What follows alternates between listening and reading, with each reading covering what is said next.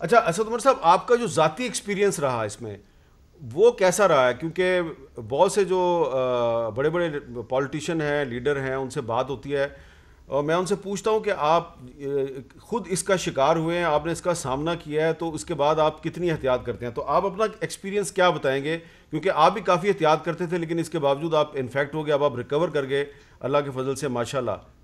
आपका एक्सपीरियंस क्या है? अपने एक्सपीरियंस की रोशनी में क्या पैगाम देंगे लोगों को? अच्छा, मैं आपको एक्सपीरियंस बताऊं। बड़ी एक जफर मिर्जा साहब जो उस वक्त एसएपीएम हेल्थ होते थे, तो वो उनको भी कोरोना हुआ था, शायद मई के महीने में या जून में जी। उनको कोरोना हुआ था। तो जब वो सेहतयाब हुए तो मैंने उनसे पूछा कि क्या एक्सपीरियंस कैसा था। तो उन्होंने कहा, मुझे ये पता चला है mild is not that mild, यानी जो कम बीमारी है कोरोना से जो लग सकती है वो इतनी एडी भी कम नहीं। तो वो जब मैं जिस एक्सपीरियंस से गुजरा तो वो बात मुझे उनकी अब समझ में आई, क्योंकि जो मेरे जो सिम्टम्स थे वो वैसे नहीं थे, कोई बहुत शिद्दत में नहीं थी। मुझे अल्हम्दुलिल्लाह ऑक्सीजन की जरूरत नहीं पड़ी, मुझे अस्पताल नहीं जाना पड़ा। लेकिन उसके बावजूद एक बहुत मुश्किल टाइम से गुजरा। और अभी भी मैं कहूंगा मैं 90% जो है वो 90 से 95% शायद ठीक हो चुका हूं। लेकिन अभी भी ऐसा पीरियड आता है एकदम से बहुत ज्यादा कमजोरी हो जाती है। तो ये लोग जो भी हैं जो बात सुन रहे हैं, वो यकीन रखें कि आप उस तजुर्बे से गुजरना नहीं चाहते हैं तो जितनी एहतियात हो सकती है, दायरे 100% आपके कंट्रोल में नहीं है, लेकिन जितनी एहतियात हो सकती है वो जरूर करें। मैं ये जानना चाह रहा हूँ कि आपको ये पता चल गया था कि ये इन्फेक्शन कहाँ से आपको लगा और कहाँ बेहतियाती हुई थी? नहीं, मैं 100% तो वो नहीं कर सकता। दो जो चीजें मुझे लगता है कि शायद जहां से हुआ हो, एक तो मैं जहाज में मुझे ट्रैवल करना पड़ता है वीकेंड के ऊपर, तो हो सकता है क्योंकि बहुत सारे लोग होते हैं वहां, हो सकता है कि उससे हुआ हो।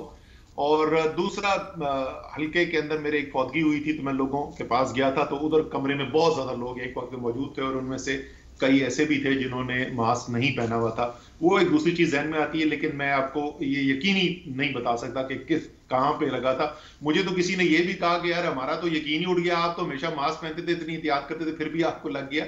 लेकिन मेरी ऐसी जिंदगी है कि मुझे बहुत ज्यादा लोगों से मिलना पड़ता है, मैं काम मेरा भी नहीं रुक सकता था। कोरोना में मैंने तो ज्यादा काम किया, हफ्ते में 7 दिन करता था, उसके बावजूद 8 महीने जो है वो अल्लाह ताला ने हिफाजत की। तो इसका मतलब एहतियात करने से फायदा जरूर होता है। क्या ये दुरुस्त है कि ये जो वायरस है ये आंख और कान के जरिए भी इन्फेक्ट कर सकता है?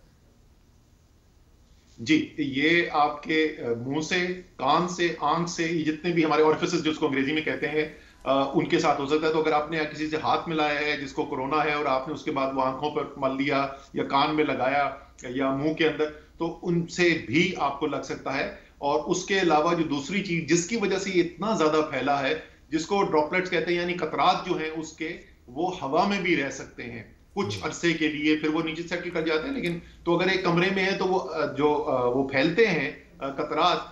इसीलिए कहते हैं मास्क पहने, क्योंकि अगर आपको खुदा ना खास्ता है और आपको नहीं पता, अगर आपने मास्क पहना हुआ है तो आपके वो कतरात फिर दूसरों तक नहीं असर करेंगे, और अगर दूसरा कोई है तो आपकी उससे हिफाजत रहेगी।